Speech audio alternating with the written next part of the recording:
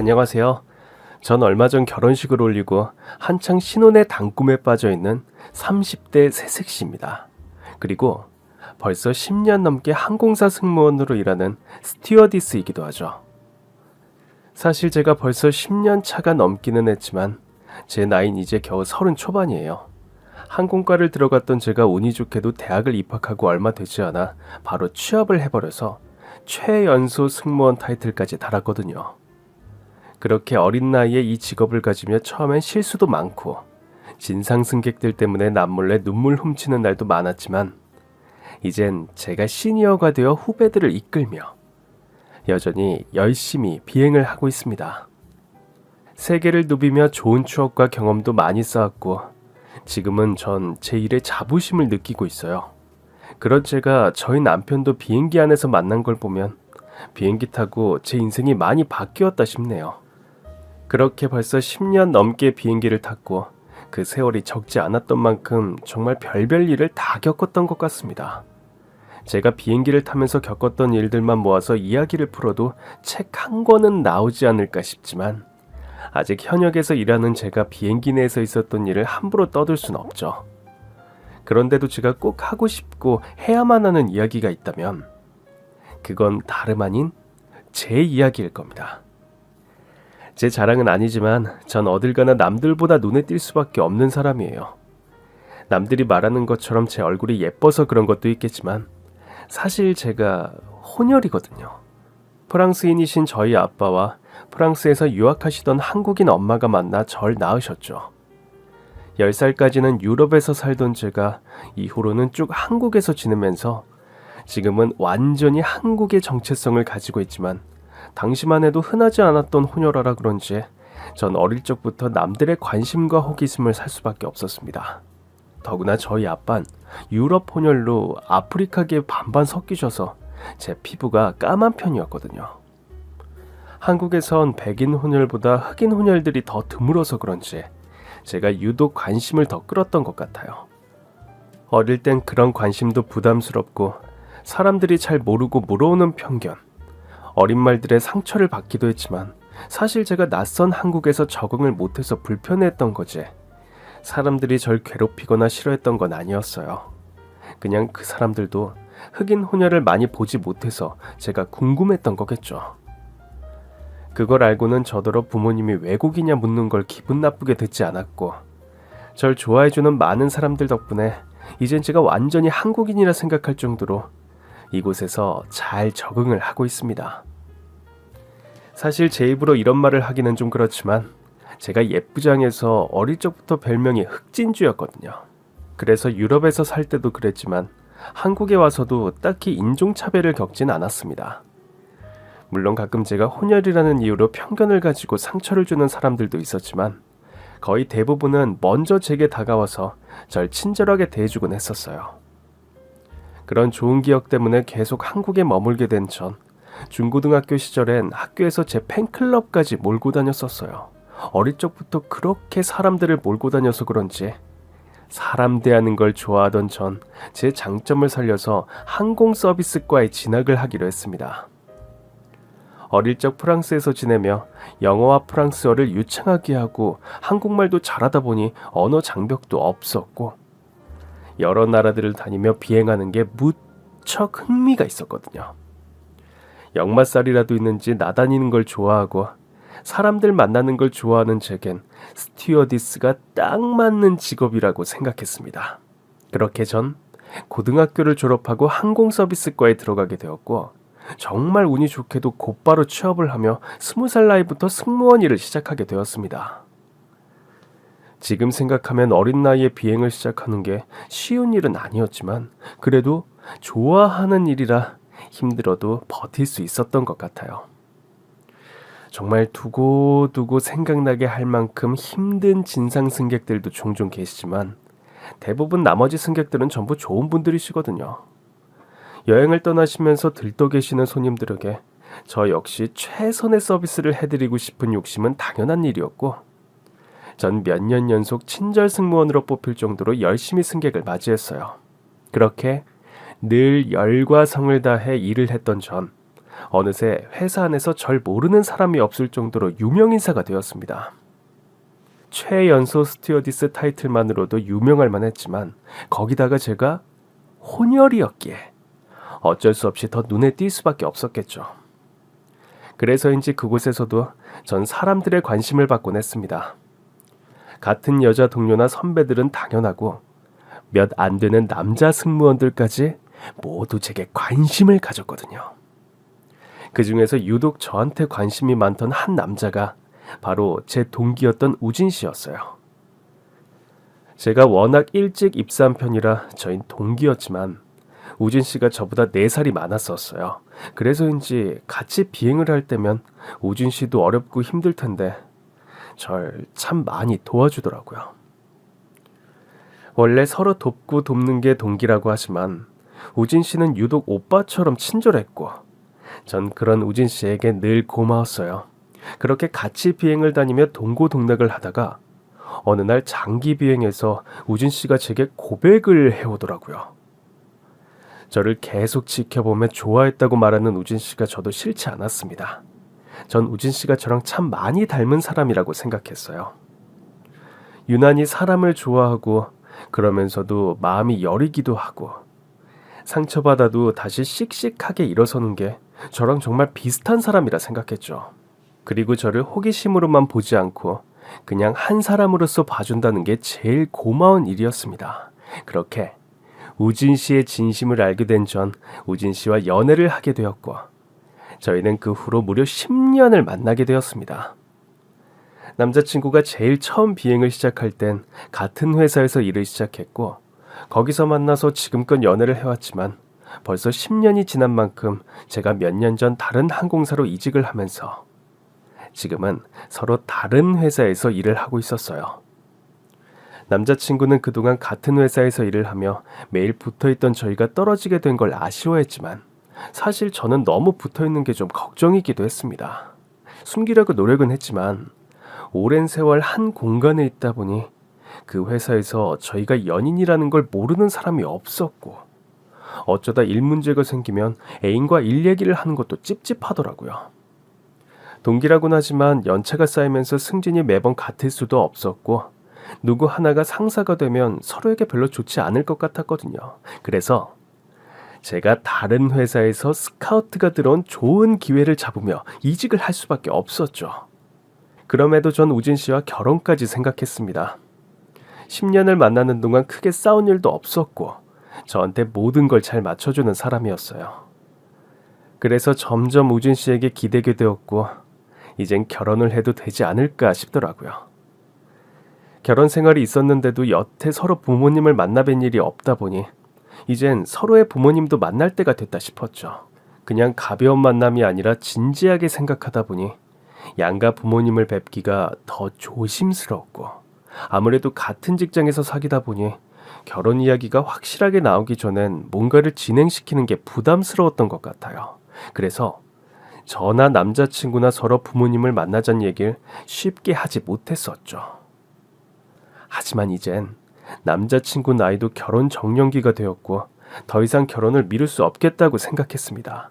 그래서 저흰 서로 부모님께 인사를 드리게 되었죠. 저희 부모님이야 국제 결혼까지 하신 분들이라 사윗감에 대해서 전혀 걱정하시는 게 없어서 아무런 걱정이 없었어요. 하지만 역시나 제일 큰 문제는 저였죠.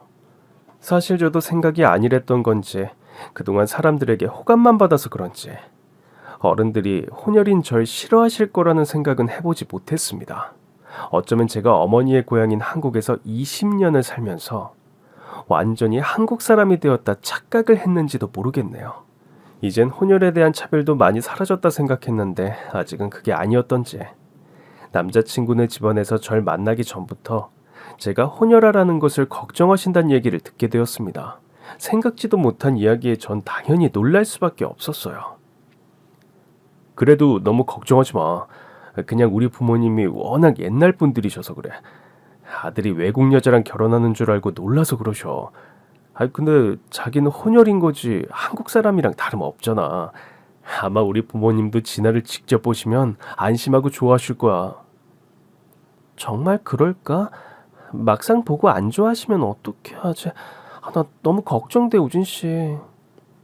남자친구는 원래 한국 어른들이 좀 보수적이라 그렇다며 별 대수롭지 않게 이야기를 하는 듯 했지만 제가 듣기엔 그냥 가볍게 넘길 이야기가 아니다 싶었어요. 그렇게 전 어쩔 수 없이 잔뜩 긴장을 한 채로 예비시댁을 방문할 수밖에 없었습니다. 괜히 미움 사지 않으려고 최대한 보수적인 분위기에 맞게 옷도 단정하게 차려입고 혹시나 한국식 예절을 실수하지 않으려고 엄마를 붙잡고 몇 번이나 연습까지 하고 예비시댁을 찾아야 했죠. 그런데 그렇게 노력해서 예비시댁에 첫 인사를 드리던 그날 전 생전 처음 듣는 모욕을 듣게 되었습니다. 세상에 혼혈이라 그러길래 백인피나 좀 섞였나 했더니 아휴 이건 그냥 완전히 깜댕이네. 예? 깜댕이요? 엄마, 그게 무슨 소리야? 진한테 무슨 말을 그렇게 해요? 예, 넌 어떻게 여자를 데려와도 이런 걸 데려와. 혼혈이라 그래서 가뜩이나 마음에 안 들었는데. 아유, 하물며 섞인 게 흑인이었어. 그럼 이거 완전 잡탕이구만. 나 참 기가 막혀서. 예, 너희 부모는 염치도 없다니? 어떻게 귀한 3대 독자 우리 아들한테 잡탕으로 섞인 딸내미를 들이밀어? 네 부모는 이 결혼 반대 안 한다니? 엄마 진짜 왜 그래? 제발 말 조심 좀 하세요. 생전 처음 듣는 원색적인 모욕에 전 기껏 잘 보이려 노력했던 제 노력이 물거품이 된 기분을 느껴야 했습니다. 얼마나 황당하고 어이가 없던지 제가 그 앞에서 무슨 말을 해야 할지 생각을 하기도 전에 저도 모르게 먼저 말이 튀어나가더라고요. 어머니, 제가 마음에 안 드시는 건 알겠는데요. 말은 좀 가려서 해주세요. 저 결혼 허락 받으려고 온 거지 저희 부모님 욕먹이려고 온 거 아닙니다. 그러니 죄 없는 저희 부모님 욕하지 말아주세요. 그리고 요즘 세상에 혼혈이라고 무시하고 그러시는 거 정말 무례한 거예요. 어머니가 모르셔서 그런 말씀하신 거라고 해도 제대로 사과해주세요. 뭐? 사과? 참 기가 막혀. 네가 이럴수록 네 부모 더 욕먹이는 거야.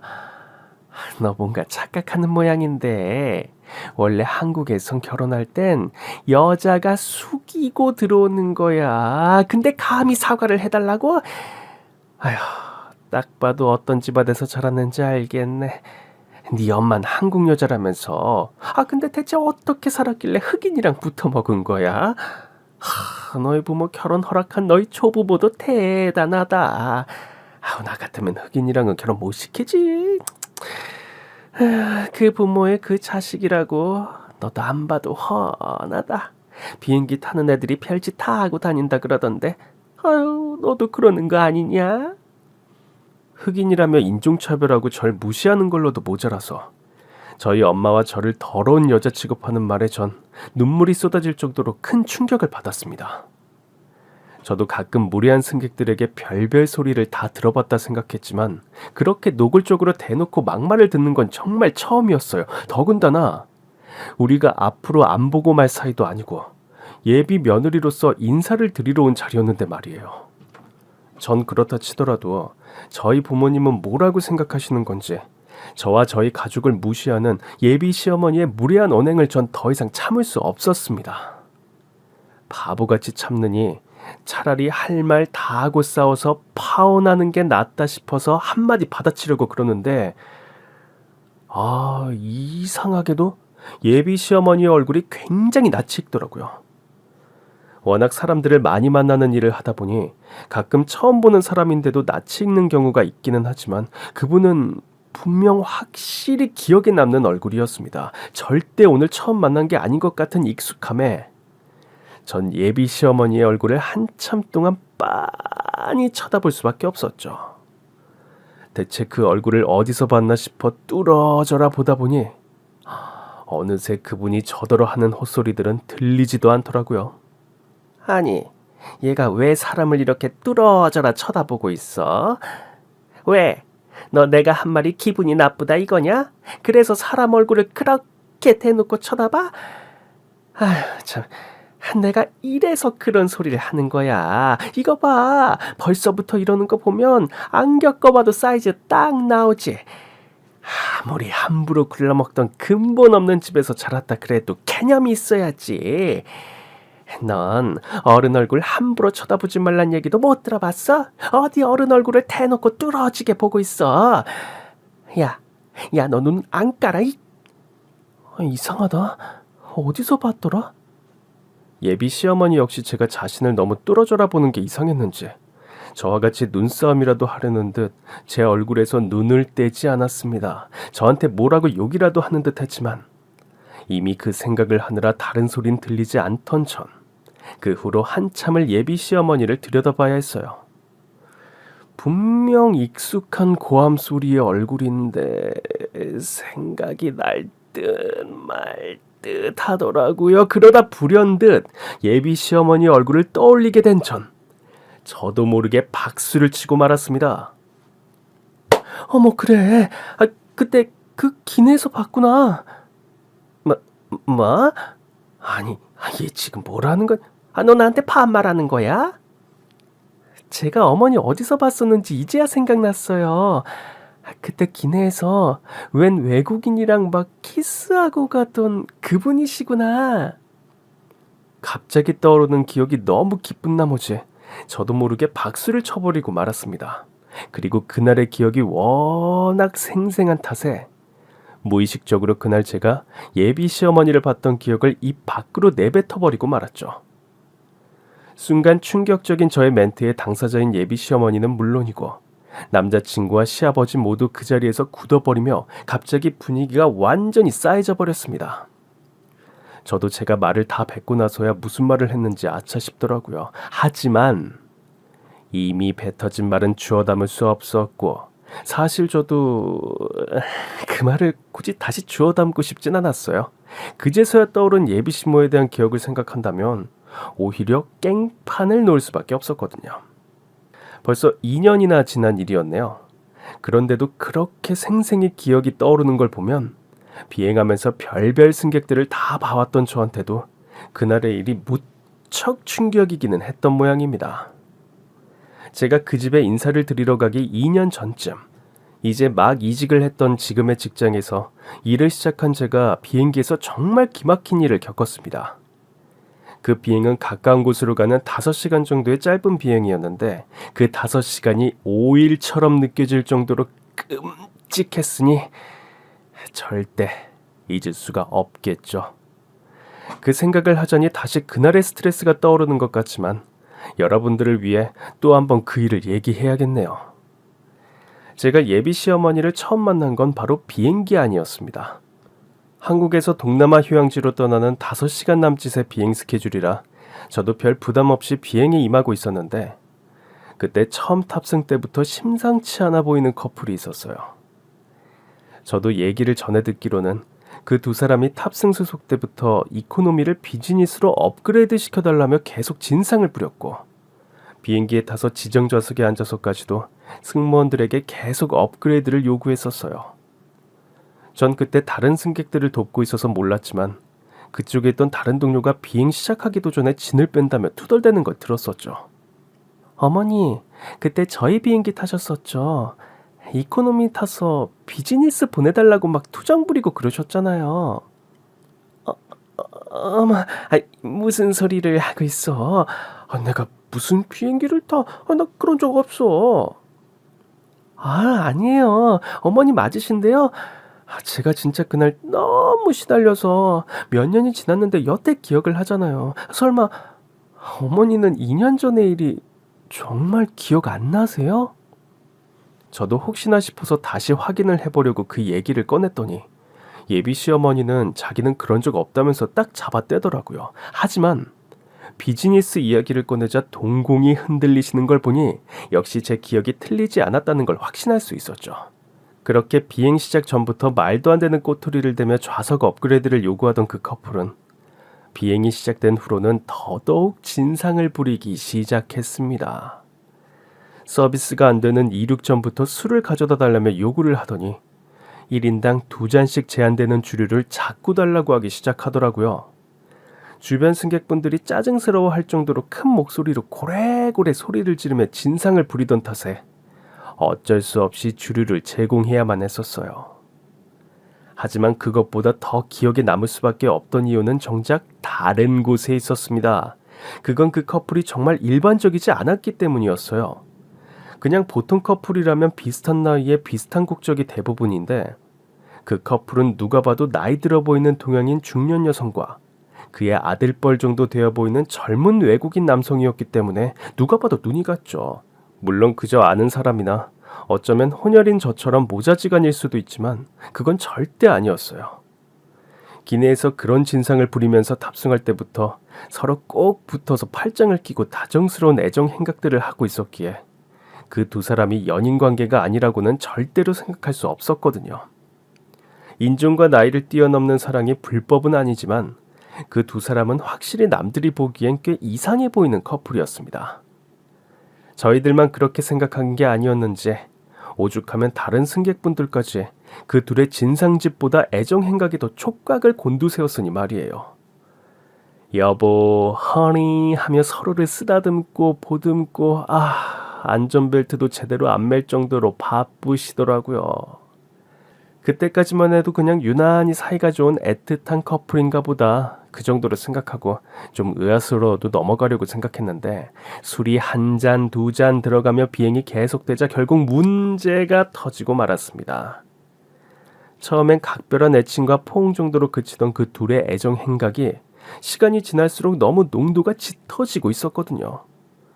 대체 어디까지 붙어 있으려고 그러는 건지 그 두 사람은 이코노미 좌석에 앉아서 별짓을 다 하기 시작했습니다.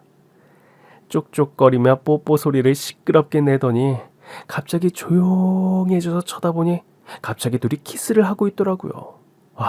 그 전까지는 연인은 아닐지 모른다 생각하던 다른 승무원들도 결국 키스를 나누는 두 사람의 모습에 충격을 받고 그 둘의 사이를 의심할 수밖에 없었죠. 기내에서 누가 키스를 하는 상황이 흔하지 않았던 탓에 저희들은 어떻게 해야 할지 몰랐습니다. 그렇다고 다른 승객들이 컴플레인을 걸기 전에 저희가 먼저 가서 그분들을 자극해 문제를 만들 수도 없었죠.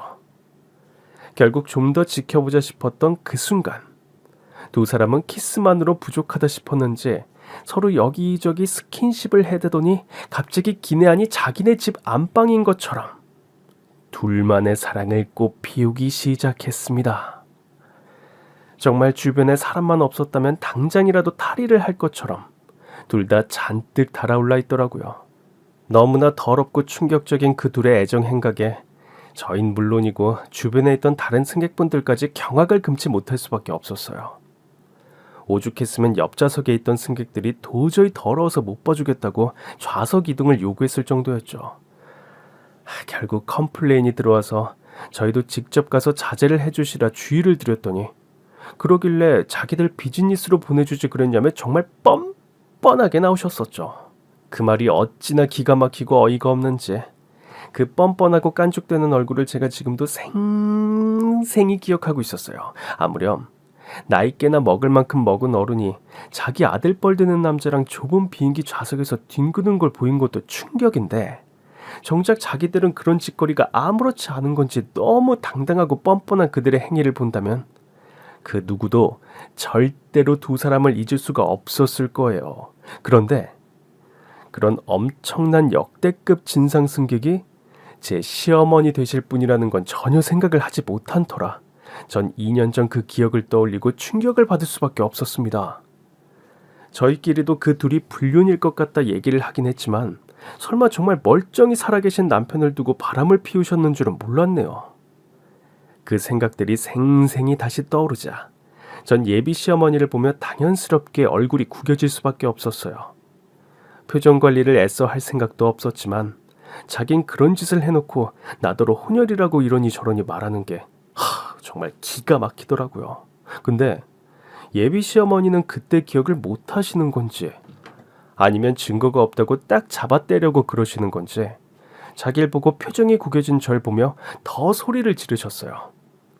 아니 이 퍼르장 머리 없는 것 좀 보소. 야, 너 말 다 했어? 뭐? 내가 뭘 어째? 야, 너 지금 감히 날 모함하고 있어? 어디 외국인? 무슨 소리 하는 거야? 진아야, 그게 정말 무슨 소리야? 우리 엄마를 비행기에서 봤을 리가. 그것도 외국인이랑 키스라니. 그게 무슨 소리야? 말도 안 되는 소리지. 우진이, 넌 그걸 또 믿고 있니? 얘 그냥 정신 나가서 아무 소리나 하는 거야. 신경 쓸 거 없어.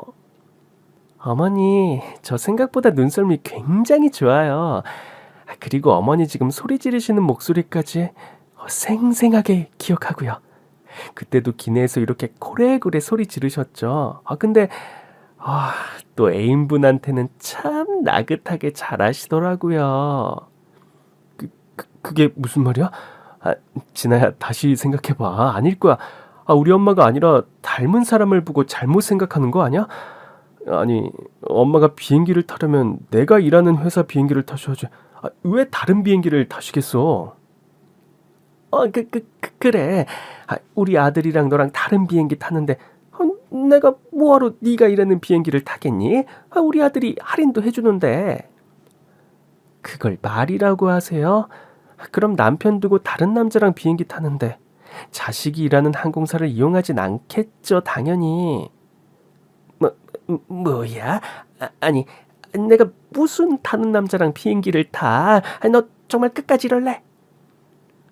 이제 와서 발뺌하셔도 별 소용은 없어요, 어머니.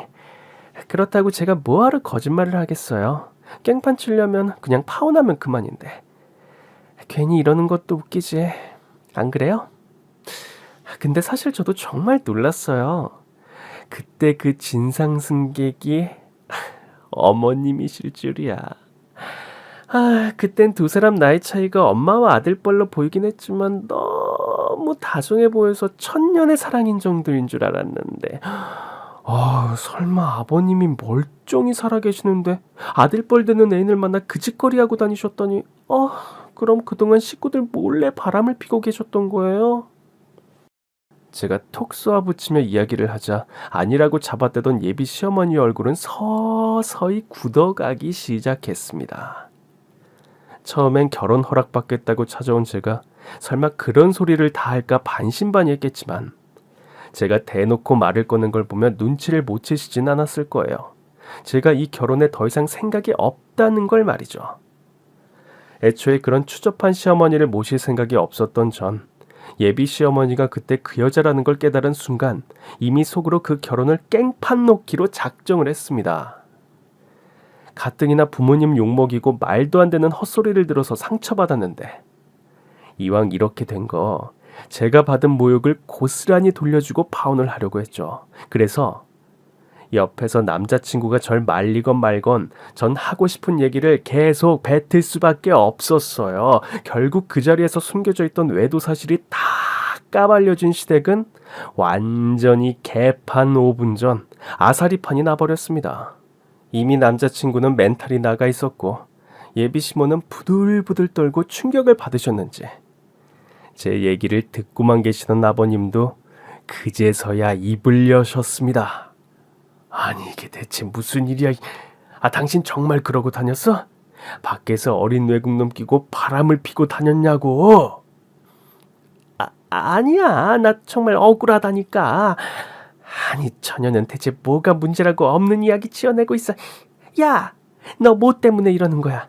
내가 아까 너한테 싫은 소리 좀 했다고 이러는 거야?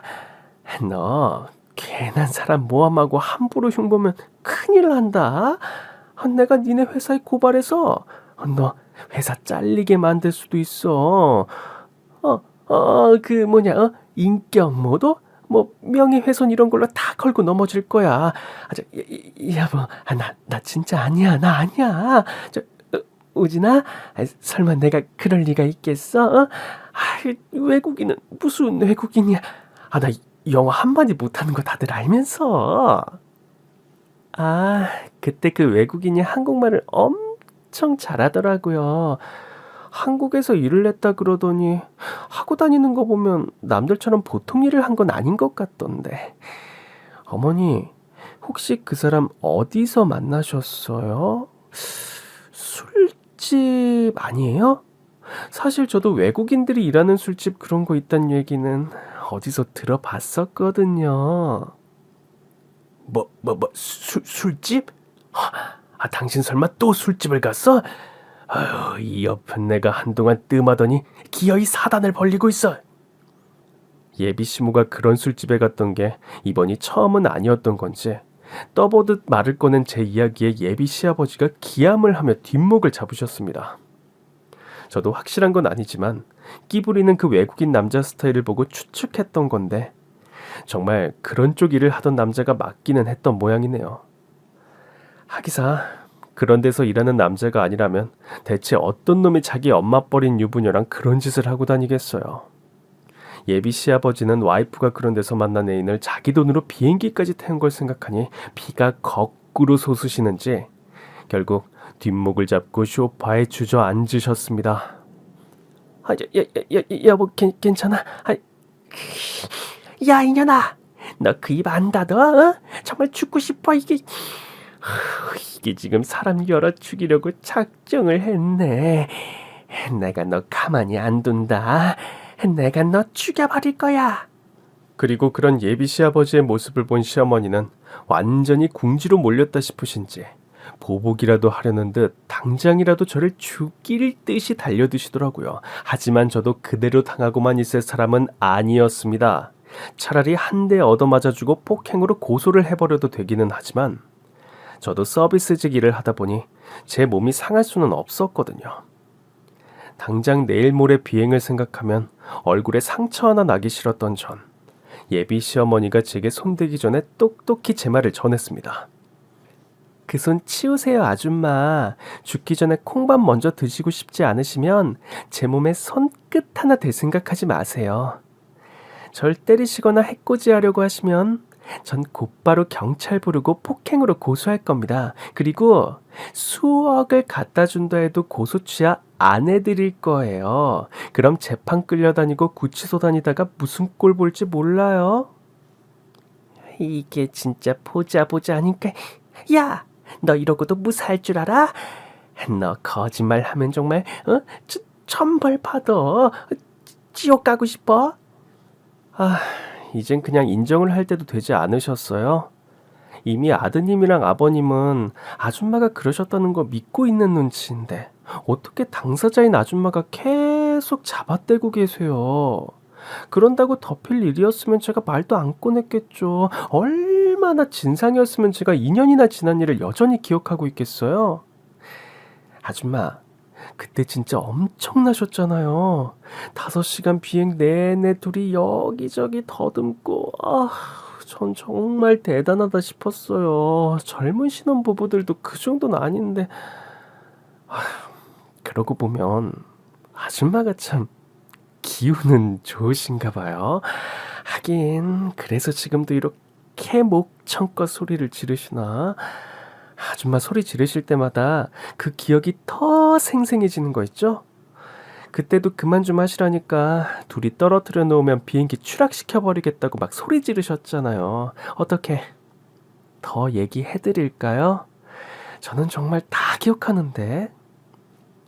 진아야, 그게 진짜야? 그 사람이 우리 엄마가 확실해? 2년 전에 내가 정말 기가 막힌 승객을 만났다고 얘기했던 거 우진 씨도 기억하잖아. 설마 그 말을 기억 못한다는 소리는 하지 마.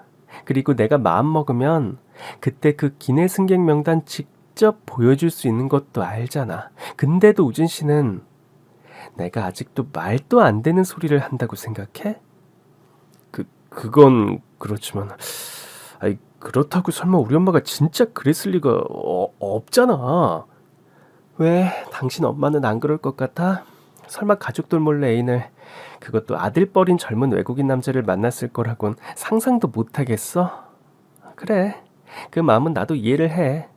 나 같아도 우리 부모님이 그런 몰상식하고 추접스럽고 끔찍한 짓을 할 수 있다고는 생각을 못하겠으니까. 그래서 솔직히 우진 씨한테는 미안하기도 해. 나도 처음에는 설마 그 사람이 우진 씨 엄마였는지는 몰랐거든. 그래서 결혼하겠다고 찾아와서 그런 무례한 소리 들으면서도 참으려고 했는데 도저히 안 되겠더라고. 원래 똥 묻은 개가 겨 묻은 게 나무란다고. 어머니가 내가 혼혈이라고 왜 난리신지 이해가 되네. 근데 우진 씨는 어머니를 전혀 안 닮은 건가? 아니면 내가 아직 우진 씨의 다른 모습을 모르는 걸까?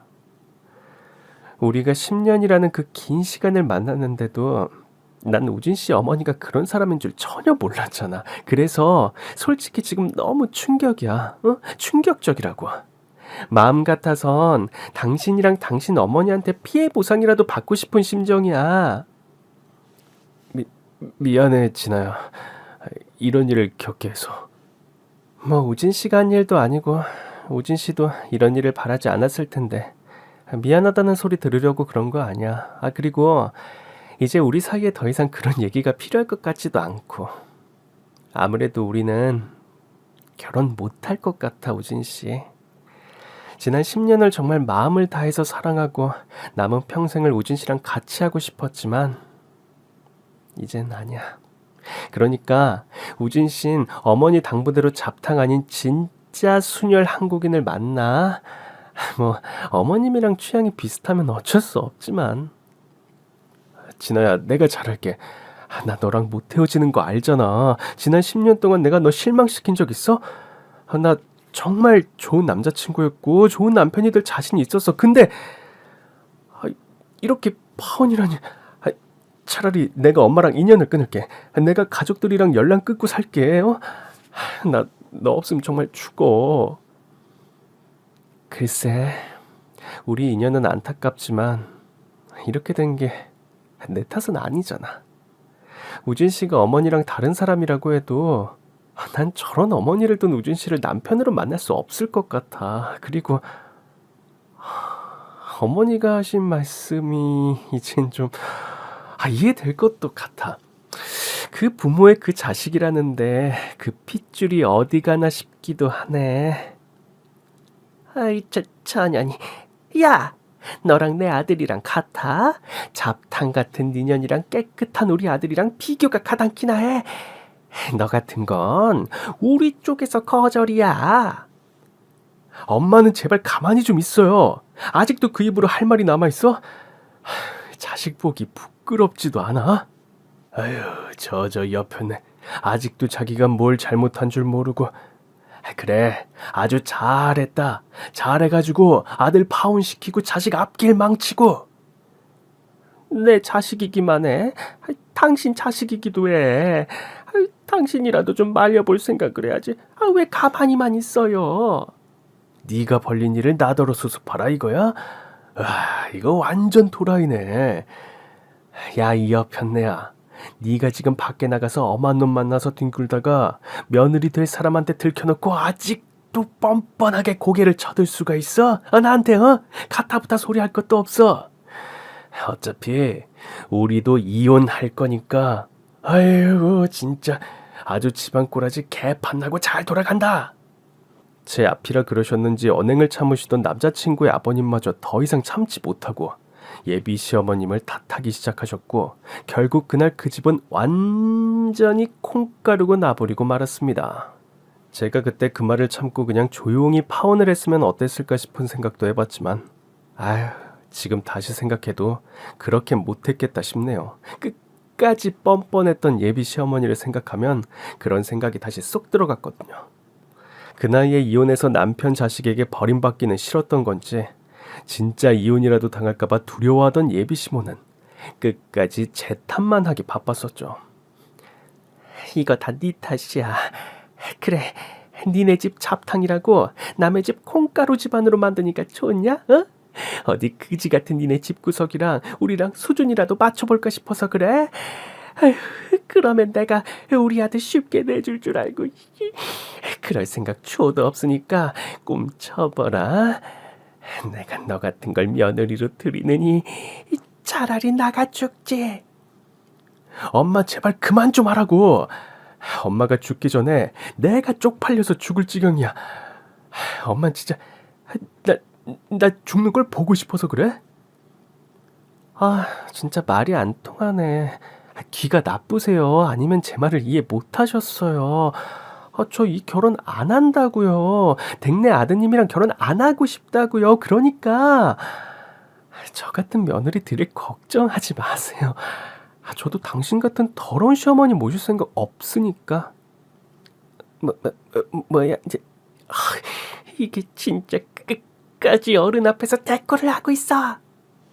대체 무슨 말을 해야 이해를 하려는 건지 말귀를 못 알아듣는 예비 시모 때문에 전 한숨이 나올 지경이었습니다. 사람이 그렇게 고집스러울 수 있는지 한편으론 정말 대단스러울 정도였죠. 그 뻔뻔함과 고집은 제가 다시 태어나도 쫓아갈 수 없을 것 같았습니다. 그게 너무 짜증이 났던 전 마지막으로 그 사람에게 한마디 꼭 해주고 싶었어요. 어차피 파혼은 확정인데 이제 와서 못할 말이 뭐 있겠냐 싶더라고요. 저기요 아줌마, 제가 그래도 잠시 인연이 될 뻔했던 사이에 정말 진심으로 말씀드리는 건데요. 앞으로 좀 조심하면서 사세요. 비행기 안은 당신네 안방이 아니에요. 그런 짓 하면 사람들 다 쳐다보고 알아보거든요. 모르는 사람들 앞이라고 창피한 줄도 모르고 그러셨던 모양인데 사람들은 너무 충격적인 건 잘 안 잊어버린다는 걸 아셔야죠. 저만 해도 그때 아줌마가 적당히 하셨으면 기억을 못했을 텐데 오죽 충격이 컸으면 다 기억을 했겠어요. 그러니까 다신 기내에서 그런 더러운 짓 하지 마세요. 남편 자식 두고 바람 피는 것도 하면 안 되는 거지만 정 바람을 필 거면 차라리 모텔이나 남들 눈 없는 데서 하시라고요. 남들 다 보라고 대놓고 그렇게 쪼물딱대고 추접스러운 짓 하면 결국 이런 꼴을 보는 거예요. 그래서 지금 자식 보기 안 창피하세요?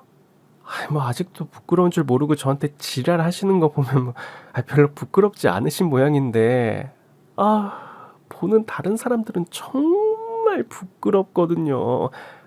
솔직히 제가 워낙 비위가 좋아서 이렇게 얼굴 맞대고 얘기하는 거지 다른 여자들 같았으면 그 기억 떠오르자마자 도망쳐 버렸을 거예요. 진짜 마음 같아선 당신 자식이랑 연애를 한 내가 다 원망스러울 정도인데 그러니 제 자신을 위해서라도 제발 우진 씨는 당신을 안 닮기를 기원할게요. 진아야 제발. 남자친구는 10년이나 만나서 결혼까지 약속했던 저희가 이런 식으로 파혼을 하게 된 상황이 도무지 믿어지지 않는지 끝까지 저를 붙잡으려고 했지만 이미 그 집구석이 지긋지긋해져 버린 전 더 이상 미련 없이 남자친구를 포기할 수 있었습니다. 지금이야 남자친구도 그런 짓을 한 자기 엄마를 원망하며 제 편을 들겠지만 시간이 조금만 지나면 오히려 그런 이야기를 입 밖으로 꺼낸 절 원망하게 되겠죠. 어차피 우리는 인연이 아니었다 생각하며 전 그렇게 개판이 되어버린 남자친구의 집을 조용히 걸어 나왔습니다. 그 후로 남자친구를 전부 차단해버렸죠. 그나마 상견례를 하기 전에 일이 끝나서 얼마나 다행이었는지 지난 10년 세월을 헛되게 보낸 건 아쉬웠지만 전 차라리 이혼을 하지 않은 것이 다행이라 생각하기로 했습니다. 그리고 몇 년 전에 이직을 해서 지금 항공사에 자리를 잡은 건 참 잘했다고 생각했죠. 그게 아니었더라면 저랑 남자친구가 같은 직장에서 10년이나 사귀다가 헤어진 것을 사람들이 알고서 뒷말을 했을 거고 어쩌면 제가 그런 시어머니를 모시게 될 뻔했다는 것까지 소문이 났을지 모른다고 생각하니까 정말 아찔하더군요. 그나마 지금 직장 동료들은 제 남자친구를 모르니까 다행이었죠. 그 와중에 불행인지 다행인지 자꾸만 그 예비 시어머니의 추잡스러운 생각이 떠올라서 조금은 그 사람을 빨리 잊을 수 있었던 것 같습니다. 그렇게 완전히 전 남친의 흔적을 지워낸 전 1년 뒤 우연히 만나게 된 한 남자와 연애를 하고 결혼까지 약속하게 되었어요. 제 남편 될 사람이라 자랑을 좀 하자면 제가 비행을 하던 비행기 안에서 비즈니스석 승객으로 만나게 된 사람인데 유학파 출신의 젊은 사업가로 매너도 좋고 얼굴까지 잘생긴 훈남이었습니다. 어릴 적 유럽과 프랑스를 오가며 유학을 한 덕분인지 저랑 얘기도 잘 통하고 무엇보다 서로 취향이나 생각이 너무 잘 맞았어요. 그래서 연애한 지 반년 만에 결혼을 결심했지만 사실 결혼 허락을 받으려니 막상 마음이 떨리는 것도 사실이었습니다.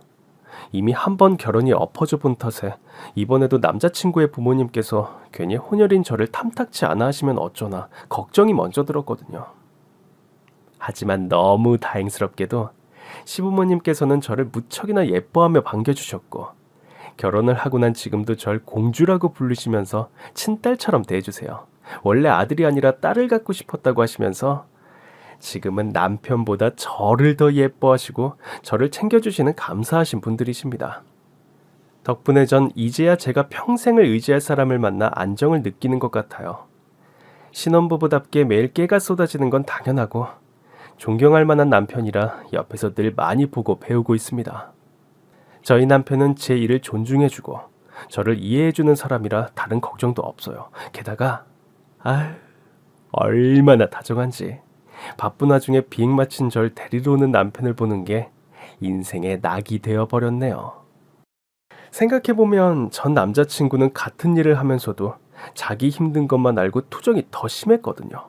같은 연상인데도 어쩜 이렇게 다를 수 있는지. 그때 파혼을 안 했다면 전 지금의 남편을 만나지 못했겠죠. 그래서 전 제가 정말 운이 좋았다 싶은 생각이 듭니다. 안 좋았던 일도 다시 생각해보면 오히려 전화위복이 될 때가 있는 것 같아요.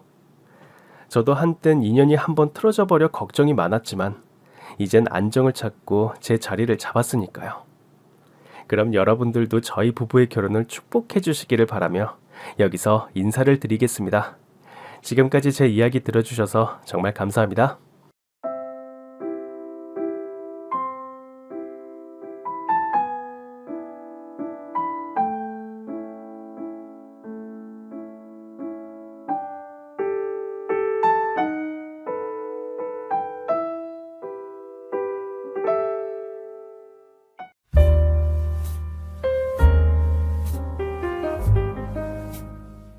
안녕하세요. 전 작은 화실을 운영하며 작품 활동을 하고 있는 40대 미술 작가입니다. 제가 30 넘어서 미술을 시작했고 작품 활동을 한 기간도 그리 오래되지 않아서 아직도 작가라는 말이 어색하기는 하지만 많은 분들이 절 작가라고 불러주시니 저도 이젠 작가라고 당당히 소개할 수 있지 않을까 싶네요. 남들보다 한참 늦게 시작한 탓에 매일 쉬지 않고 붓을 들고 있지만 그 고생에도 아직까지 다행히 그림이 지겹진 않습니다. 지금은 제가 작가로 활동하면서 제 재능으로 봉사도 하고 좋은 일도 많이 하고 다니지만 저의 과거는 그리 빛나지 않았어요. 저희 엄마는 제가 어릴 적부터 동네에서 술 장사를 하셨습니다. 술 장사라고 해서 이상한 가게는 아니었지만 미혼모였던 엄마가 혼자 자식 키우며 가게에서 술을 판다는 건 남들에게 편견을 가져다 주기 충분했어요. 물론 전 그런 편견을 가진 사람들이 잘못되었다 생각했습니다. 남들은 무슨 소리를 하며 무슨 생각을 하는지 모르겠지만 저희 엄만 평생 남 부끄러울 짓 한 번 한 적 없는 분이셨거든요. 하지만 색안경을 낀 사람들은 술 장사를 하는 여자가 어떻게 자식을 잘 키우겠냐며 저희 모녀를 차별하고 편견을 가졌습니다. 하지만 전 그런 엄마를 누구보다 존경했고 늘 엄마를 떳떳하게 생각했어요. 다른 집 엄마들이 가게에서 생선 팔고 과일 팔고 하는 것처럼 우리 엄마는 술과 안주 파는 것 뿐이지 그게 무슨 흉일까 싶었습니다. 그래서 전 저희 엄마를 흉보거나 놀리는 친구들이 있으면 주저하지 않고 나섰고 가끔은 때려서 울리기도 했었어요. 덕분에 어릴 적부터 제 별명은 여자 깡패였습니다. 절 그렇게 부르는 건 어른들도 마찬가지였어요. 제가 또래 애들에게만 그렇게 행동했던 게 아니라 저보다 한참 큰 어른들 앞에서도 참지 않고 나섰거든요.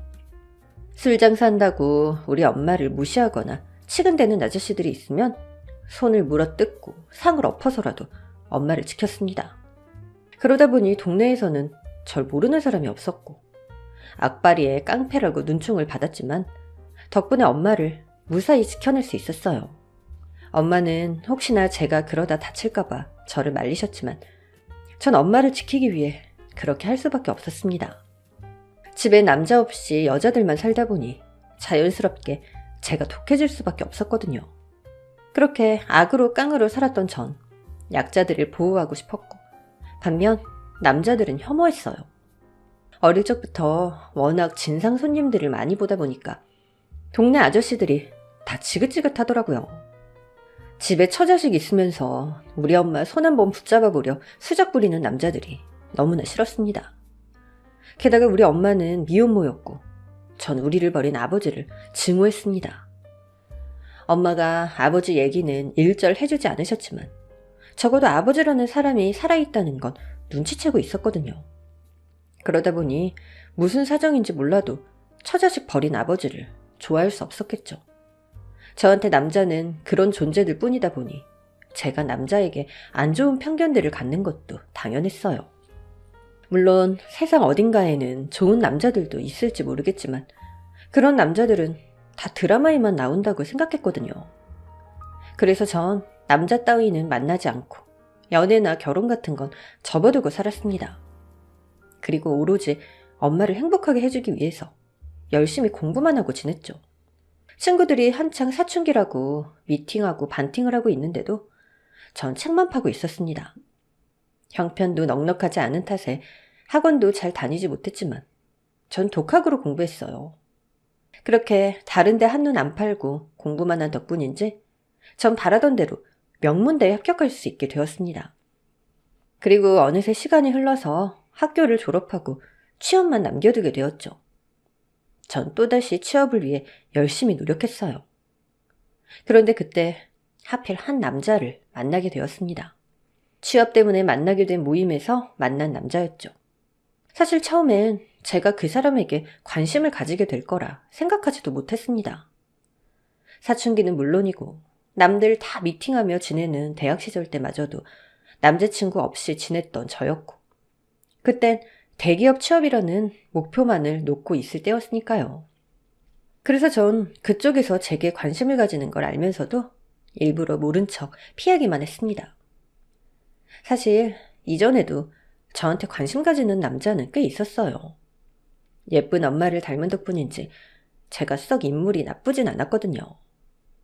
어릴 적엔 머리도 짧게 자르고 워낙 왈가닥으로 다녀서 저도 몰랐는데 나이 들어가면서 점점 태가 났는지 꾸미지 않아도 절 좋다고 따라다니는 사람들이 있었습니다. 하지만 남자 따위는 만나지 않겠다던 전 한 번도 남자친구를 사귄 적이 없었죠. 그래서 그때도 전 밀어내고 끊어낼 수 있을 줄 알았습니다. 그런데 그 남자는 다른 남자들처럼 쉽게 포기하거나 지치는 기색이 없더라고요. 얼마나 절 죽자사자 쫓아다니는지 전 그 사람을 피해서 도망다니기 바빴습니다. 하지만 이상하게도 그 남자가 싫지만은 않았어요. 그 사람이 저에게 너무 다정한 모습을 보여서 그런지 잘해줘서 그런지 모르겠지만 그건 생전 처음 느껴보는 기분이었어요. 아버지 없이 평생을 자랐던 제게 남자는 늘 적대적인 존재였습니다. 저한테 좋다고 쫓아왔던 남자들도 제가 싸가지 없이 싫다고 하면 저더러 콧대 높은 척하지 말라면서 금방 돌변하기 마련이었거든요. 그래서 전 그 남자도 금방 변심할 거라 생각했어요. 그런데 그 사람은 몇 달이 지나도록 늘 한결같이 저에게 다정하더라고요.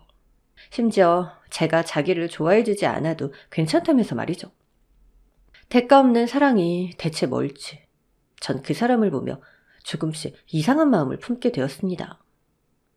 제가 알던 남자들과는 달라도 너무 다른 모습에 저도 모르게 점점 그 남자에게 끌릴 수밖에 없었어요.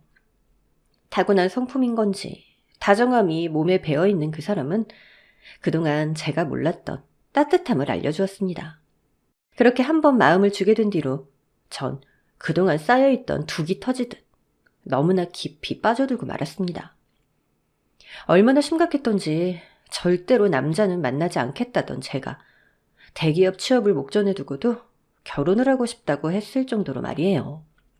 결국 전 20대 중반의 어린 나이에 결혼을 선택하고 말았습니다. 그런 저의 결정에 엄마는 깜짝 놀라시면서 절 말리셨어요. 하지만 그때 이미 전 그 사람에게 완전히 빠져들고 말았습니다. 제 전부였던 엄마의 만류를 뒤로할 정도로 눈에 보이는 게 없는 상황이었죠. 어떻게 설명해야 할지 모르겠지만 그땐 그 사람이 제 인생의 구원자 같은 마음이었어요. 이 사람을 놓치면 다시는 행복해질 수 없다는 불안과 공포가 절 꼼짝 못하겠습니다. 결국 전 그동안 쌓아온 공든탑을 무너뜨리며 결혼을 결심할 수밖에 없었어요. 엄마도 마지못해 제 결정을 존중해 주셨죠. 하지만 저희에게는 더 큰 산이 있었어요. 바로 시댁의 반대였죠. 엄마의 직업이 떳떳했던 전 시어머니 앞에서 솔직하게 말씀을 드렸었어요. 저희 엄마 술 장사하셨고 미혼모로 절 힘들게 키우셨다고 말이에요. 제가 너무 순수해서 그런지 시어머니가 그런 저희의 사정도 이해해 주실 거라 생각했습니다. 하지만 시어머니는 그러지 않으시더라고요. 제 앞에서 대놓고 저희 엄마와 절 무시하시면서 3대 독자인 귀한 당신 아들을 물장사하는 집안과는 절대로 결혼시키지 못한다고 하셨습니다. 그런 시어머니에게 상처도 받고 상심이 컸지만 그 사람과 꼭 결혼해야 했던 전 그것도 다 참을 수밖에 없었어요. 그래서 결혼 허락을 받겠다고 정말 별짓을 다 했습니다. 엄마도 하나뿐인 딸 결혼시키겠다며 비싼 음식에 반찬에 저보다도 더 노력하셨어요. 처음엔 반대하셨던 엄마가 그렇게까지 하셨던 건 하나뿐인 저를 위해서 그렇게 하셨을 겁니다. 그리고 결국 전 그런 엄마의 노력 덕분에 결혼에 성공할 수 있었어요. 엄마가 시어머니께 정성을 들인 덕분인지 어느 날 갑자기 시어머니가 알겠다면서 저희의 결혼을 허락해 주셨거든요. 그렇게 우여곡절 끝에 시어머니 허락을 받고 결혼을 하게 되었지만 결혼 후에도 전 시어머니의 사랑을 받지 못했습니다. 언제면 인정해 주시려나 언제면 예뻐해 주시려나 노력하고 기다려봐도 어머니의 마음은 도통 열리지 않더라고요. 어쩌다 결혼을 시켰지만 시어머니 눈에는 저와 엄마가 무시할 만한 사람이었던 모양입니다. 시댁도 돈 없었고 남편도 저보다 학벌이 못한 데다가 돈도 명예도 쥐뿔도 없는 시댁이었지만 술 장사를 하는 사돈보다는 낫다는 거였죠. 그래서인지 시어머니는 저와 저희 엄마 앞에서 늘 기고만장하기만 했습니다. 저한테만 그러셨으면 모르겠지만 저희 엄마까지 무시하셨던 게 문제였습니다. 저희 엄마가 결혼 전부터 비위를 맞췄다고 그러는지 저희가 결혼해서도 저희 엄마를 부리는 사람처럼 생각하시더라고요. 어느 날은 저 몰래 시댁 행사에 저희 엄마를 불러서 일을 시켰다는 이야기를 듣고는 얼마나 가슴이 찢어졌는지 몰라요. 바보같이 착한 엄마는 시어머니 억지를 안 들어주면 내가 고생할까봐 저한테 말씀도 안 하시고 그 집 일을 다 해주시고 혼자 고생을 하셨더라고요. 하지만 나중에 사실을 알게 된 저도 그런 시어머니에게 뭐라 따져묻지 못했습니다. 하지만 정말 문제는 시어머니보다도 남편이었어요. 결혼 전엔 내가 너무 좋다면서 평생 공주처럼 떠받들고 살겠다던 남편은 결혼하면서부턴 점점 다른 남자들이랑 비슷해져 갔습니다. 그렇게나 다정하고 나밖에 모르던 사람이 갑자기 어떻게 된 건지 결혼 생활 1년 만에 무심히 돌아서더라고요. 처음엔 구박하는 시어머니 앞에서도 제 편 들어주고 저를 다독여주던 남편이 더 이상 제 편도 들지 않고 시어머니 억지도 막아주지 않고 심지어 저희 집 무시하는 시어머니 편에 서서 시어머니와 같이 저와 엄마를 무시하고 있었습니다. 장모님 냉장고 바꾸셨더라? 그거 설마 내 돈으로 한 거 아니지? 그게 무슨 말이야? 엄마가 엄마 돈으로 바꾸신 거야. 왜 그런 생각을 해? 아니, 니네 집에 돈 없는 거 뻔히 아는데 어디서 그 큰 돈이 났나 싶어서 말이야. 당신 혹시 내가 벌어오는 돈 니네 엄마 갖다 주는 거 아니지? 너희 집 너희 엄마라니. 당신 어떻게 말을 그런 식으로 해? 아씨, 별거 가지고 성질이야. 왜? 너 뭐 찔리는 거 있냐? 아무튼 이번에 증거 없으니까 내가 그냥 넘어가는데 다음부턴 조심해라. 혹시 나 몰래 꽁쳐둔 돈 발각되면 그날로 끝이다. 남편은 언젠가부터 제가 가난한 친정에 돈을 가져다 주진 않는지 용돈이라도 드리는 건 아닌지 꼼꼼히 따지고 의심하기 시작했습니다. 원래 남편이 짠돌이 기질이 있어서 돈에 인색하기는 했지만 그 정도일 줄은 몰랐어요. 근데 결혼하고 보니 시댁에는 매번 용돈 드리고 선물 사드리고 하면서 저희 엄마 챙기는 건 아까워서 죽으려고 하더라고요. 물론 제가 쓰는 돈에도 마찬가지였죠. 집에서 살림하는 여자가 무슨 돈이 필요하냐며 용돈 한 푼 안 주는 남편을 볼 때마다 전 내가 왜 대기업 취업을 포기했을까 땅을 치고 후회하곤 했습니다. 그제서야 저도 슬슬 콩깍지가 벗겨지기 시작했던 거죠. 결혼 3년 만에 이러려고 결혼을 했나 현타를 느꼈던 순간 더욱 청천벽력 같은 소식이 전해졌습니다. 친정엄마가 위암 판정을 받으셨다는 거였어요. 그 말에 전 세상이 무너지는 기분이었습니다. 어떻게든 엄마를 살리고 싶은 마음이 가득했고 이럴 때야말로 남편이 위로 좀 해줬으면 좋겠다 싶더라고요. 그런데 남편은 그런 절 벼랑으로 몰았습니다. 취직 포기하고 결혼해서 남편 내조하며 살던 제가 돈 없는 거 뻔히 알면서 저더러 알아서 엄마 병원비를 벌으라고 하더라고요. 너 니네 엄마 암 걸렸다고 우리 아들 돈으로 병원비 낼 생각 하지도 마라. 설마 염치 없이 그런 생각했으면 지금이라도 정신 차려. 우리 아들이 니네 엄마 먹여 살리려고 고생하는 줄 아니? 혹시라도 우리 아들 등쳐먹을 생각하면 나 가만히 안 있는다. 그래, 당신도 양심 있으면 안 그러겠지. 솔직히 우리도 형편이 넉넉하지 않잖아. 여보, 당신까지 어떻게 그럴 수 있어? 내가 돈이 어딨다고. 아니 이럴 거면 결혼해도 직장에 다니라고 하던가. 결혼하고 눌러앉게 만든 건 당신이잖아. 그럼 내가 돈도 없이 우리 엄마 저대로 죽게 하라는 거야? 돈 필요하면 지금이라도 나가서 네가 벌어. 내가 너더러 우리 엄마 병원비 대라 한 적 있냐? 각자 엄마는 각자가 좀 책임지자, 어? 너 셀프 효도라는 말도 몰라? 아무튼 난 절대로 니네 엄마 병원비 못 주니까 청소를 하던지 빨래를 하던지 알아서 해서 벌어. 내 돈 한 푼이라도 갖다 쓰기만 해봐. 사람이 어떻게 저렇게까지 하나 싶은데 거기서 따지고 우길 겨를도 없더라고요. 남편은 이미 제 생활비 통장과 카드를 가져가 버렸고 무일푼으로 당장 엄마 병원비가 급했던 전 급하게 일을 구할 수밖에 없었습니다.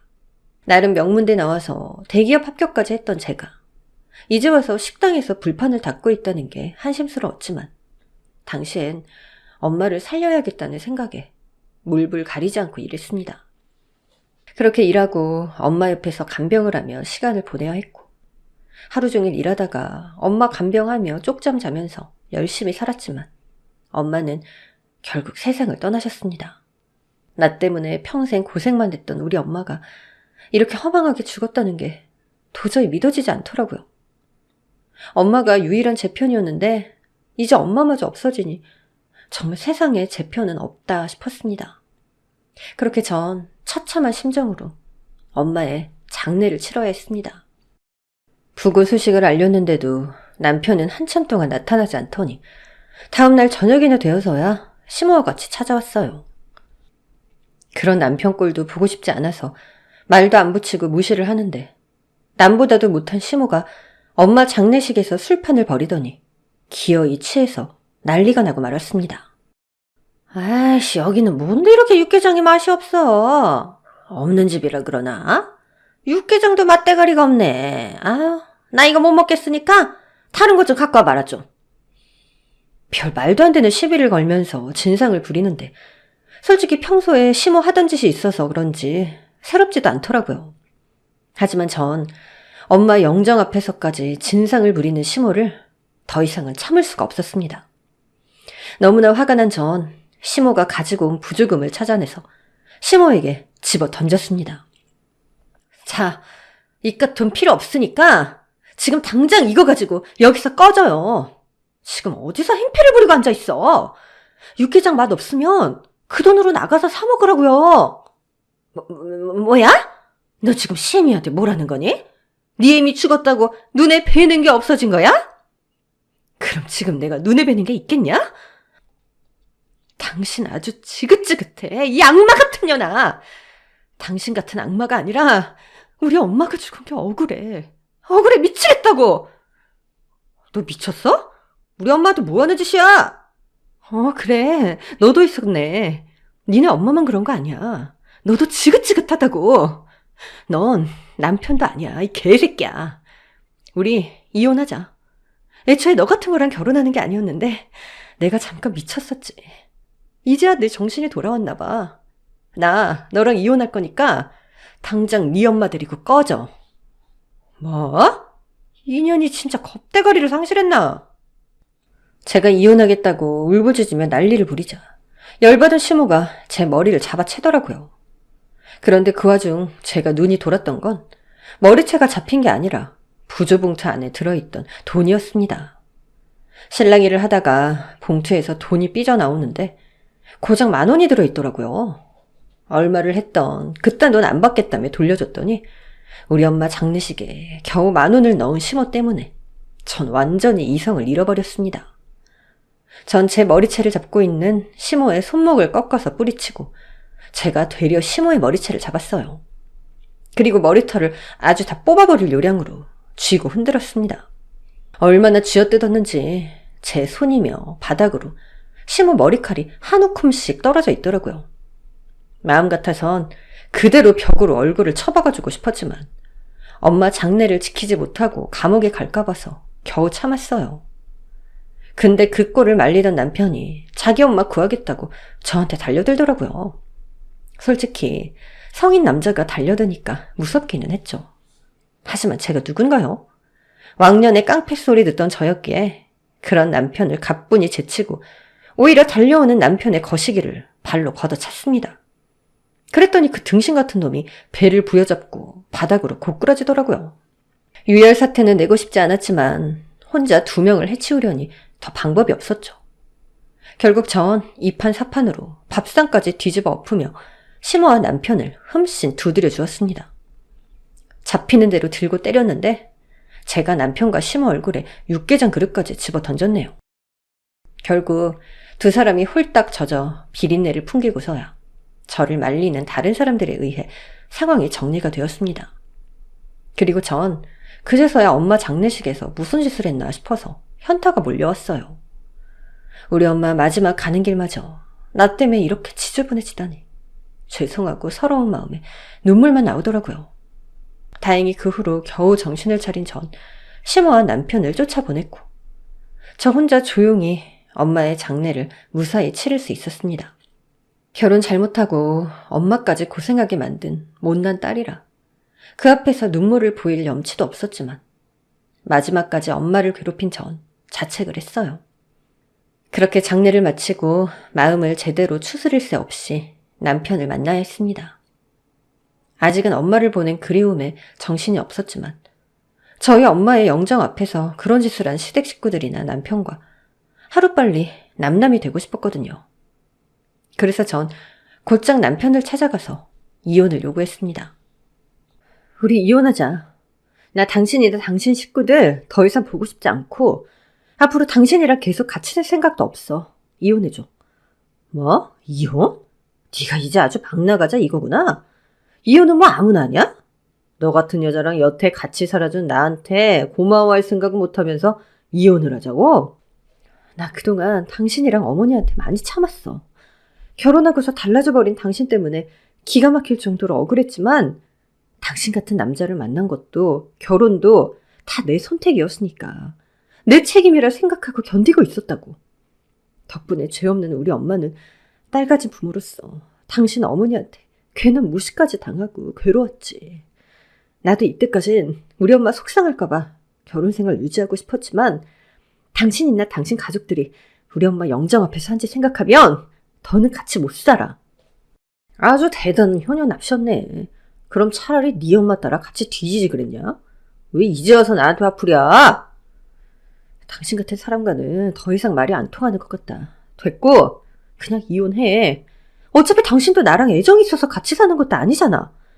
아직 애도 없는데 하루빨리 갈라서는 게 좋겠어. 그래, 어디 너 하고 싶은 대로 해. 대신 이혼하려면 나한테 위자료 주고 나가. 재산 분할해줄 생각 없으니까 몸만 나가던지. 넌 내 집에서 한 푼도 못 가지고 갈 줄 알아. 뭐? 그런 말이 어딨어. 재산 분할은 당연한 거지. 네가 뭘 했다고 재산 분할을 해달라고 말해? 네가 나 대신 돈을 벌어서 뭘 했어.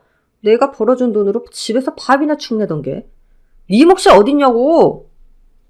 혼인관계 3년 이상 유지하면 재산분할 해야 된다고 하긴 했어. 나도 다 알아봤다고. 야, 너 진짜 작정 있구나. 그걸 벌써 다 알아본 모양이지? 그렇게 법을 잘 알면 너 혼자 알아서 하면 되겠네. 근데 변호사도 없이 너 혼자 그게 가능할까? 너 돈 없잖아. 네 엄마가 무슨 돈이 있다고. 유산 같은 게 있을 리도 없고. 제주 부려서 소송까지 가보던가. 아니면 한 푼도 못 받고 협의 이혼하던가. 너 알아서 해. 나도 네가 돈 욕심 안 부리면 놔줄 테니까. 기가 막히게도 남편은 재산 분할은 한 푼도 못 해준다며 제게 억지를 부리고 있었습니다. 내가 여태 시댁에 남편에게 희생하고 봉사했던 게 얼만데 이제 와서 집에서 살림이나 했으니 몸만 나가라고 하더라고요. 그러지 않으면 이혼을 못 해주겠다고 말이죠. 그래서 저도 남편 말대로 이혼 소송을 하려고 변호사를 알아보러 다녔습니다. 하지만 역시나 저 같은 사람한텐 법이 너무 멀기만 하더라고요. 소송은커녕 돈 한 푼 없는 제 형편은 상담비도 감당할 여력이 없었어요. 돈이 없어서 변호사는 구하지도 못하고 발만 동동 구를 수밖에 없었죠. 내 인생은 왜 이리 기구한 건지 억울하고 답답하기만 하더라고요. 남편에게 이혼 요구를 하고서는 쫓겨나듯 집을 나와서 엄마가 살던 집으로 갔던 전 엄마의 채취가 남아있는 이불을 끌어안고 하염없이 눈물만 흘릴 수밖에 없었습니다. 힘이 빠져서 방바닥에 누워 이런저런 생각을 하다 보니 제 인생이 다 후회스럽더라고요. 차라리 결혼 안 하고 엄마랑 단둘이 지냈다면 엄마나 나나 고생도 없고 소가리도 안 했을 텐데 어쩌다 남편 같은 남자를 만나서 내가 내 발등을 찍었나 싶은 겁니다. 그리고 역시나 믿을 남자 하나 없다는 걸 여실히 깨달을 수 있었죠. 그렇게 제 인생에 대한 후회와 엄마에 대한 그리움에 전 낮이고 밤이고 매일을 눈물 흘려야 했습니다. 유일한 내 편이었던 엄마마저 돌아가신 마당에 전 다시 일어설 수 없을 것 같았어요. 그렇게 며칠을 지내다 보니 온몸에 기운도 없고 그냥 모든 걸 포기하고서 엄마를 따라가고 싶어지더라고요. 고생하며 시댁에 헌신했던 제 인생이 불쌍해서라도 재산 분할은 꼭 받아내고 싶었는데 이젠 재산 분할이고 뭐고 다 포기해야 하나 싶었던 거죠. 그렇게 며칠이 더 지났을까요? 갈 때 가더라도 엄마와의 추억은 정리해야겠다 싶었던 전 집 청소를 하게 되었습니다. 엄마 돌아가시고 남아있는 엄마 흔적에 뭐 하나 건드리기 엄두가 나지 않았는데 언제까지 가만히 둘 수는 없었으니까요. 그렇게 엄마가 쓰시던 물건들 중 간직할 것과 처분할 것들을 나누며 정리하던 전 엄마가 쓰시던 화장대 문갑 깊숙한 곳에서 편지 봉투에 담겨있는 엄마 유언을 발견하게 되었습니다.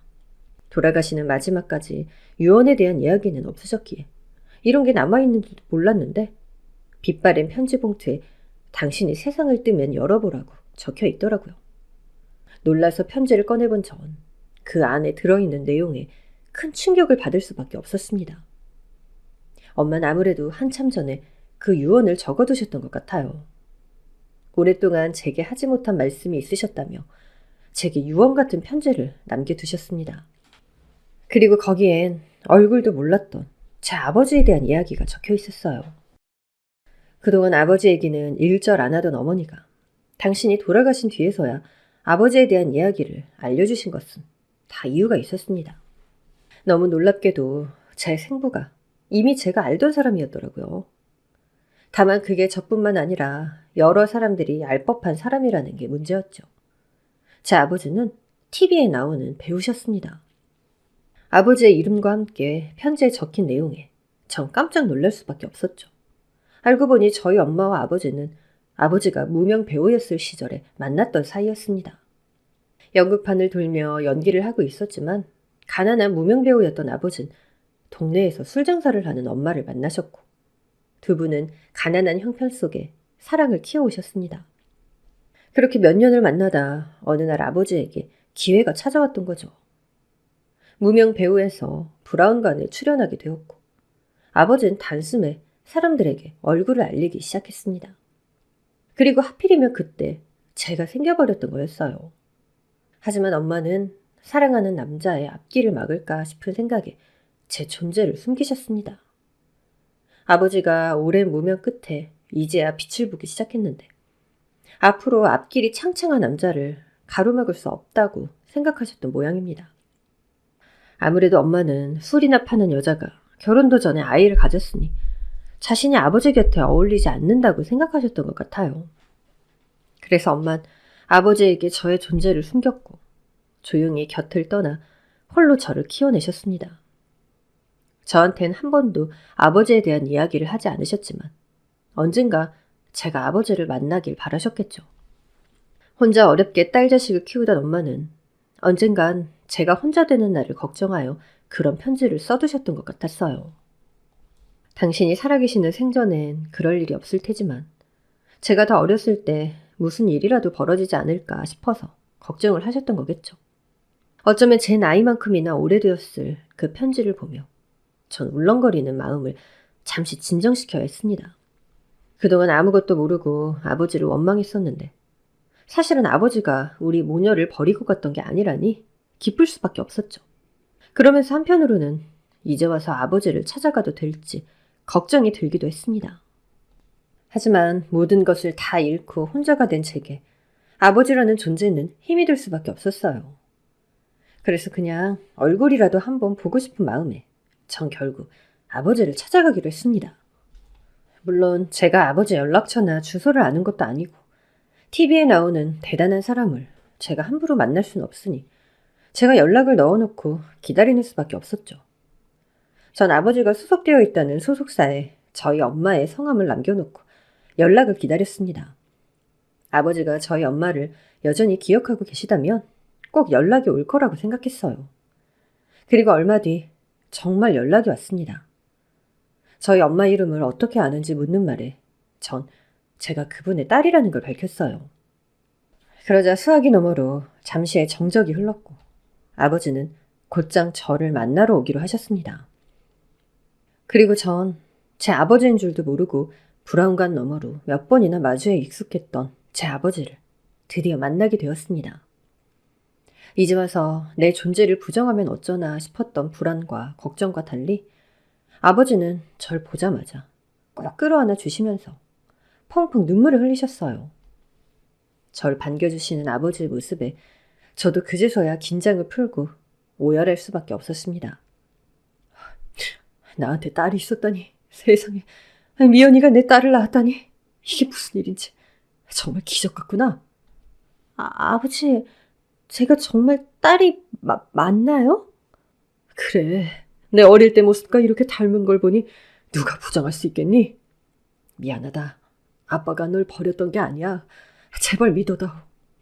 알아요. 엄마도 편지에서 당신이 아버지 발목을 잡을 수 없어서 떠나신 거라고 편지에 적혀 있는걸요. 지금도 이렇게 절 만나주신 걸 보면 그러실 분 아니시라 생각해요. 갑자기 나한테 헤어지자고 그러길래 내가 바빠져서 그런 줄만 알았지. 사실 나도 왠지 찝찝해서 몇 번이나 물어봤었는데 절대로 아니라고 그러더니 결국 미연이 혼자 너를 낳아서 길렀구나. 미연이는 대체 왜 그런 고집을 부린 건지 야속한 사람일세. 이제라도 만나게 돼서 정말 다행이에요, 아버지. 정말 보고 싶었어요. 분명 원망도 많이 했을 테지. 내가 널 버렸다고 생각하진 않았니? 엄마랑 둘이 살면서 힘들지 않았어? 못난 아버지라 미안하구나 정말. 전 한참 동안 아버지와 오래된 이야기들을 나누었습니다.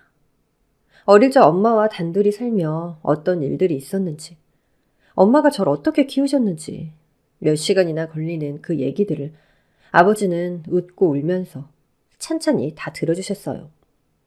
마치 저의 말 한마디라도 더는 놓치고 싶지 않으신 분처럼 말이에요. 그제서야 전 아버지 없이 얼마나 오랫동안 외로우셨을까 생각했습니다. 엄마가 떠난 이후 아버지는 많이 방황을 하셨다고 하셨어요. 성공했다고 옛 연인을 버릴 생각이 없었던 지고지순한 분이셨기에 갑자기 떠나버린 엄마가 그저 변심을 하신 줄만 알고 계셨답니다.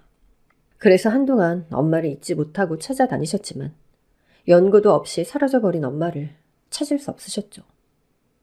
그 후로 세월이 흘러 아버지도 다른 사람을 만나 가정을 꾸리셨지만 연이 아니었던 건지 결국 자식 없이 이혼을 하셨다고 하셨습니다. 그리고 그 후로는 여태껏 혼자 지내셨다고 하셨어요. 그래서 아버지는 저를 알지 못하고 엄마와 떨어져 계셨던 시간이 안타까우신 듯 하셨습니다. 그리고 이제라도 여태 제게 못했던 아버지 노릇을 해주겠다고 다짐하셨죠. 그 후 혹시 몰라서 제가 부탁드려 유전자 검사까지 했고 전 100% 아버지의 딸이 맞았습니다.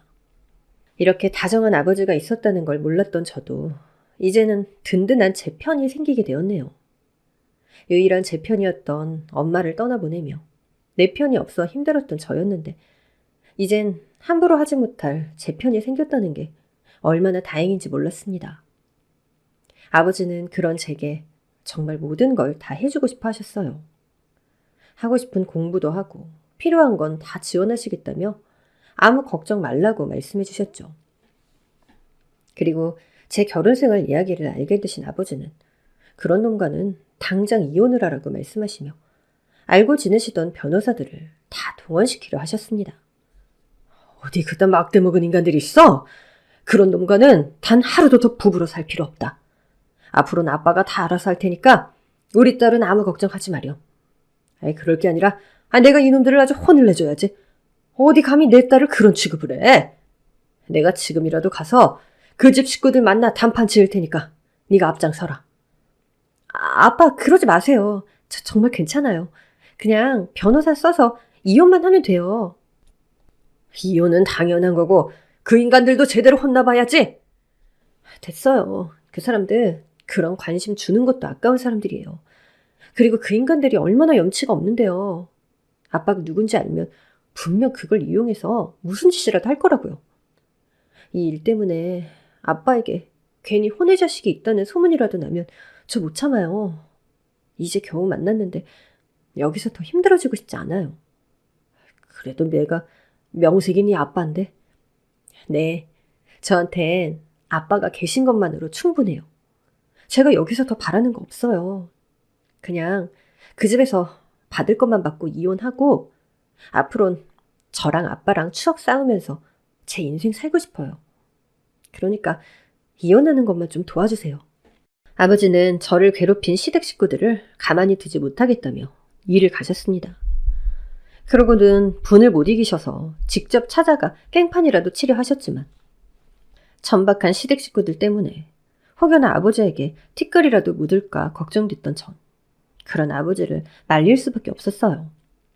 그리고 그런 인간들에게 화내고 욕하는 시간조차 아까웠기도 하고 말이죠. 어차피 이혼 소송이야 변호사님들이 잘 도와주실 테니 전 더 바라는 것도 없었습니다.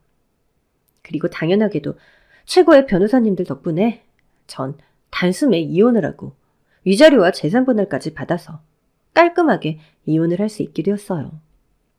그런데 이혼 확정 마지막 날 남편 놈이 절 붙잡고 따져 묻더라고요. 너 뭐야? 한동안 쥐 죽은 데 살다 포기하고 다시 집으로 기어 들어올 줄 알았더만. 또 무슨 죄주로 변호사 구했어? 이거 나 우리 이제 부부 아니야. 호적 정리 끝났다고. 근데 누구더러 야 너 하고 있어? 너 진짜 뭐야? 어디서 로또라도 된 거야? 그거 재산 분할해야 되는 거 아니냐? 로또는 무슨 로또? 내 인생이 그렇게 운이 좋았으면 애초에 너 같은 놈을 만났겠니? 하긴 이젠 좀 운이 트일 것도 같아. 너랑 헤어졌으니까 말이야. 아무튼 이제 우리 더 이상 볼 일 없고 나 당신이랑 할 말 없으니까 어쩌다 길에서 다시 만나도 나 아는 척 하지 말아줘. 없던 운 더 없어질 것 같으니까. 알겠어? 정말 남편과의 이혼 덕분에 운이 풀렸던 건지 이혼 후 제 인생은 전과는 비교할 수 없을 정도로 창창하게 변해갔습니다.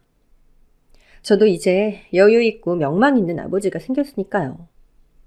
아버지는 지난 세월 못 해주신 걸 한 번에 다 해주실 작정인 건지 제게 너무 과분한 것들을 채워주셨어요.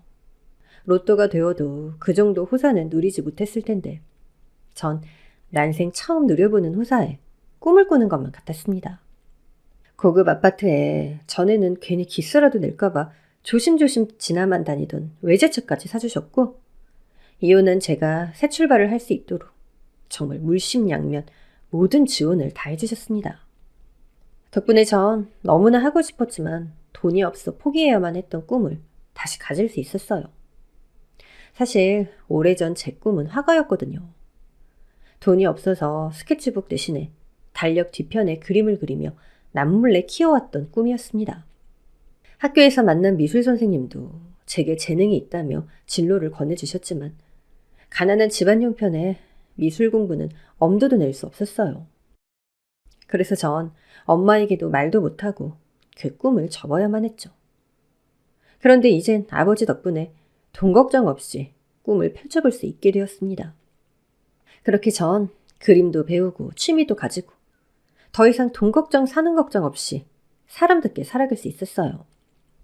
그리고 무엇보다도 여태 떨어져 지냈던 저희 부녀 간의 추억들을 쌓아갈 수 있었죠. 저희 부녀는 그동안 못 만났던 시간만큼 더욱 가까이 지냈습니다. 아버지와 전 시간이 날 때마다 추억을 쌓으러 여기저기 여행을 다녔고 난생 처음 비행기도 타보고 바다 건너 먼 나라도 다녀올 수 있었습니다.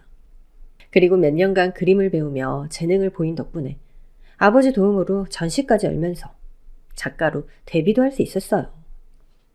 제 평생 꿈이었던 일이 아버지를 만나 모두 이루어진 걸 보니 전 또 한 번 아버지에게 감사할 수밖에 없었습니다. 그렇게 아버지 덕분에 너무나 행복한 일상을 보내던 중이었습니다.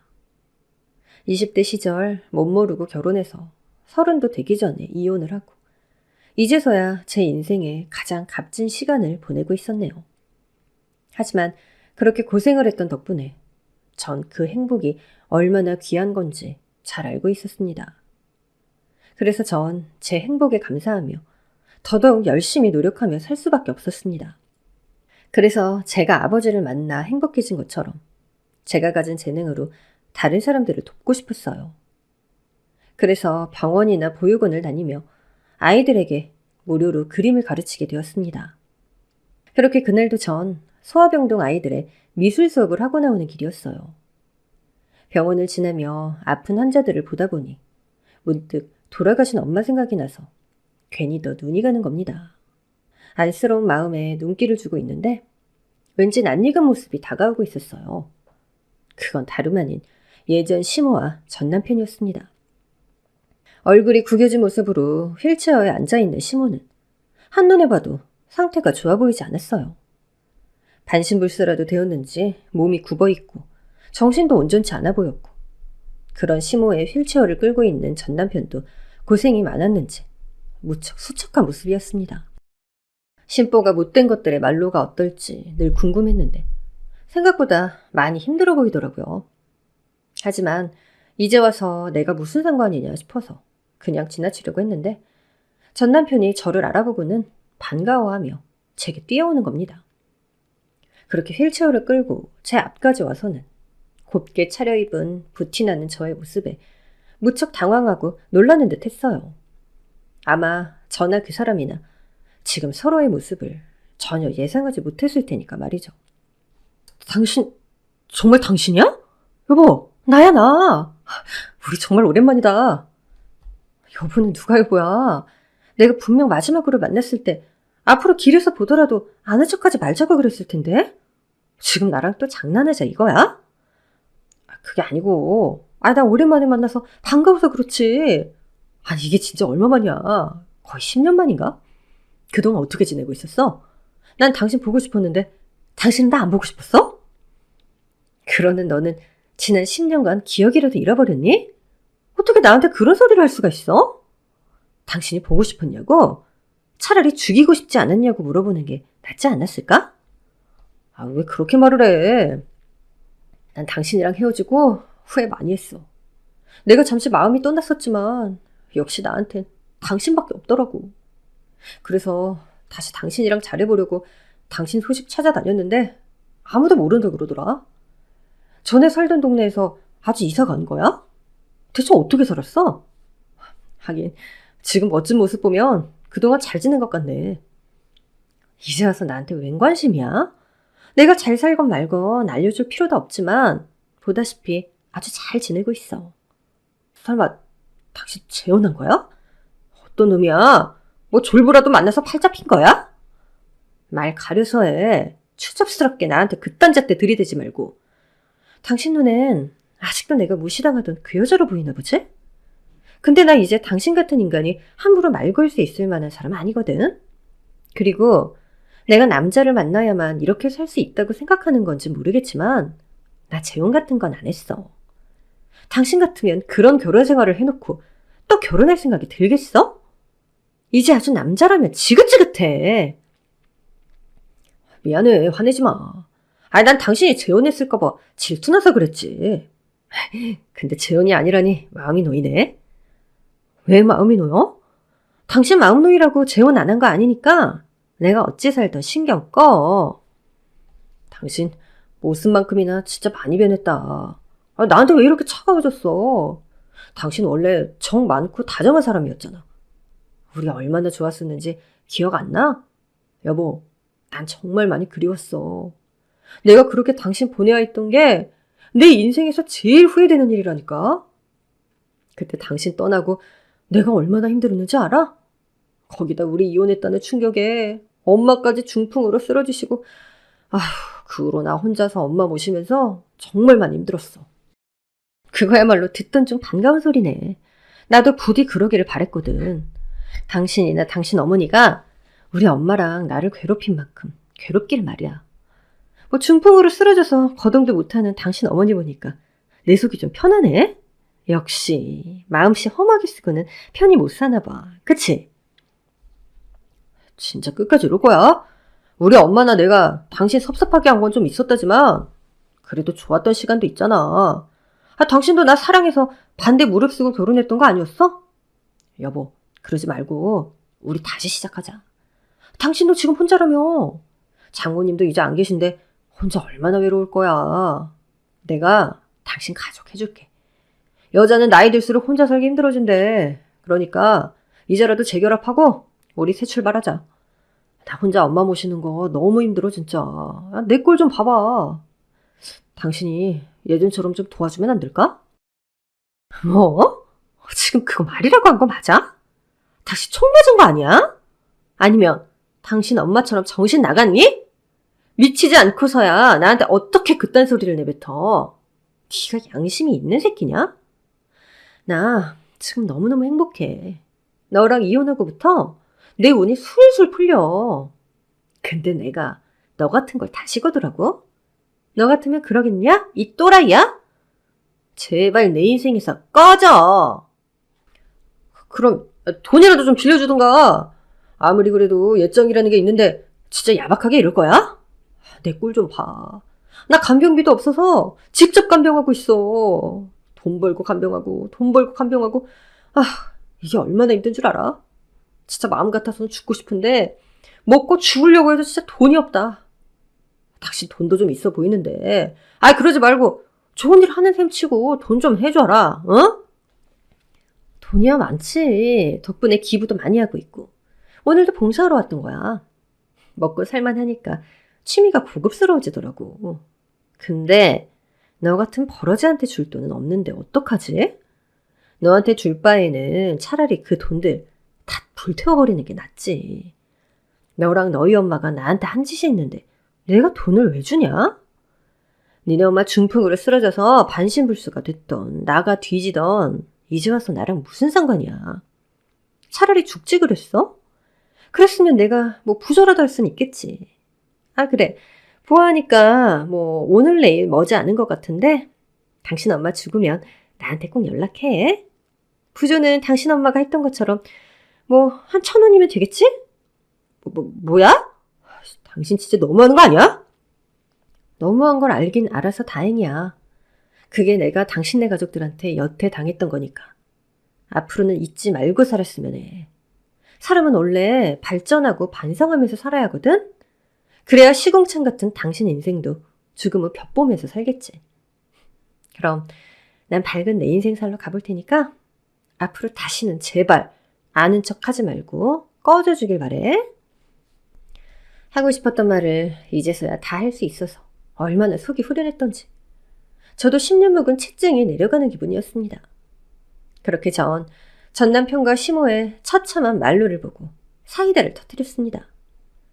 남 잘 되는 꼴 싫어하는 건 안 되겠지만 나한테 못되게 했던 것들이 죗값을 돌려받는 건 좀 좋아해도 되지 않을까 싶더라고요.